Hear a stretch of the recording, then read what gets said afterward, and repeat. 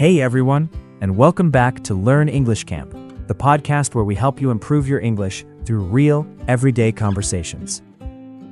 Today we have a really exciting episode for you. We're going to take you inside a travel agency where Jake and I are planning a trip overseas, our very first international trip together. That's right, and this is a conversation that so many people have, whether you're booking a holiday, planning a gap year, or even a business trip. You're going to hear lots of useful vocabulary and natural phrases that you can actually use. We'll be talking about choosing a destination, visa requirements, booking flights, travel dates, and things to do when you arrive. So, lots of great content packed into one episode. Before we jump in, a quick tip. Listen carefully to the words and phrases we use. At the end, we'll highlight some key vocabulary for you. Please support our channel by subscribing and liking it now, so the video will be shown to more people who would like to learn English. Okay, Jake, here we are. Sunrise Travel Agency. It looks really nice here. It does. I'm actually pretty nervous. I've never been to a travel agency before. I usually just look things up online, but you said it would be easier to come in person. Exactly. When you're planning something big, especially an overseas trip, it's much better to talk to a real person. They know things that websites don't always tell you. That's a good point. Oh look, someone's coming over. Good morning. Welcome to Sunrise Travel Agency. My name is Miss Rivera. How can I help you both today? Good morning, Miss Rivera. I'm Sophie and this is Jake. We're actually thinking about planning our first overseas trip, and we weren't quite sure where to start. A friend recommended that we come and speak with someone here. Oh, how wonderful. Congratulations on planning your first international trip. It's such an exciting thing to do. Please, have a seat and we can get started. Thank you so much. So, first things first, do you have any idea where you'd like to go? We were thinking somewhere in Asia, maybe like Japan or Thailand, but we're also curious about Europe. It's a bit hard to decide when everything looks so amazing. I completely understand. That's one of the most common things I hear. Don't worry, I'll help you narrow it down. Let me ask you a few questions to figure out what's the best fit for you both. Alright, so let me start with the basics. What time of year are you thinking of traveling? We were thinking sometime in October or November. We both have some annual leave saved up, so we could probably take 2. Oh, perfect. 2 to 3 weeks is a great amount of time for an overseas trip. And what kind of trip are you looking for? Are you more into adventure and outdoor activities, cultural experiences, relaxing on the beach, or a little bit of everything? I'd definitely say a little bit of everything. I love trying new food, exploring historical places, temples, old cities, but I also want some time to just relax, maybe by the beach or a nice pool. Same for me. I love culture and history, but I also need a few days to unwind. We both work quite long hours, so this trip is also a chance for us to recharge. That makes a lot of sense. Based on what you've told me, October to November, 2 to 3 weeks, culture, food, history, and some relaxation, I'd actually suggest a couple of really popular options. The first one is Japan. October and November are absolutely stunning in Japan because of the autumn leaves. It's called Koyo season. The colors are just breathtaking. You'll have amazing food, incredible history, and it's also one of the safest countries in the world for travelers. Oh, wow. I've always wanted to see those red and orange autumn leaves in Japan. That sounds incredible. The second option I'd suggest is Thailand. October to November is actually the perfect time to visit because the rainy season is just finishing, so the weather is cooler and much more comfortable.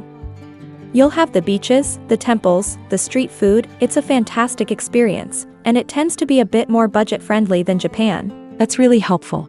What about Europe? We did mention it earlier. Absolutely. Europe in October and November is also beautiful. You get fewer tourists, the prices are lower, and the weather in southern Europe is still quite pleasant. Countries like Italy, Spain, or Greece would be lovely that time of year. However, if budget is a consideration, Europe can be quite expensive, especially compared to Southeast Asia. Sophie, what do you think?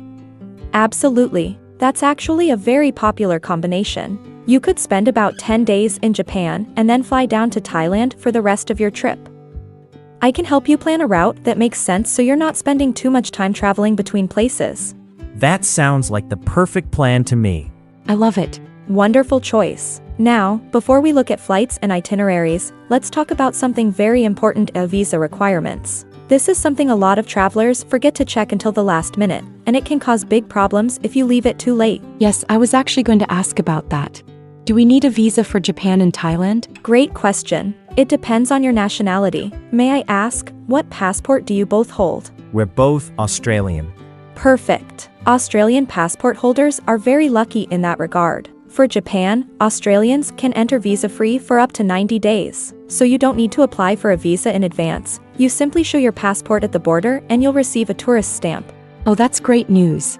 So we don't need to do anything special for Japan? That's correct, as long as your passport is valid for at least 6 months beyond your travel dates. That's a standard requirement for most countries. 6 months validity.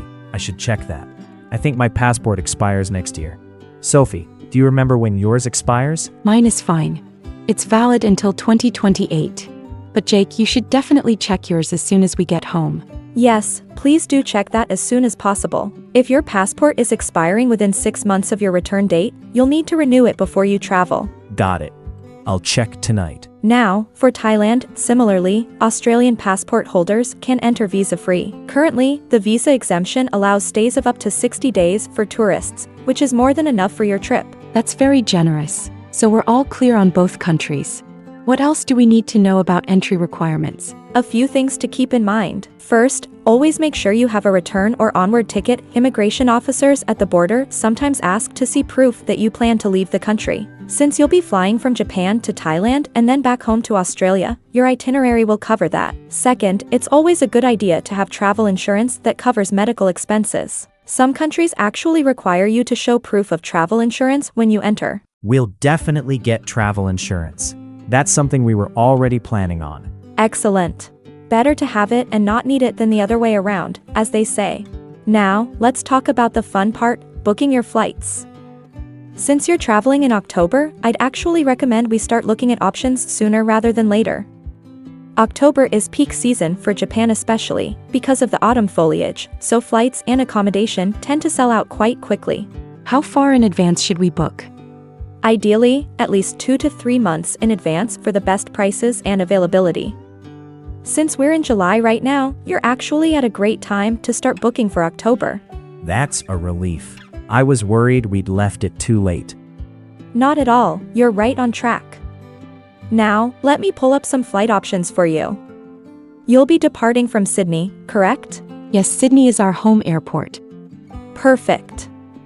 So, for your route, I'd suggest flying Sydney to Tokyo first, spending time in Japan, then taking a short flight from Tokyo to Bangkok, exploring Thailand, and finally flying Bangkok back to Sydney at the end of your trip. Does that sound logical to you? Yes, that sounds perfect. It makes sense geographically too. Hello everyone. This is the end of part 1 of planning a trip inside a travel agency. Make sure to watch the next part coming up. Hope you learned some useful new words from this conversation with our travel agent, Miss Rivera. Please support our channel by subscribing today.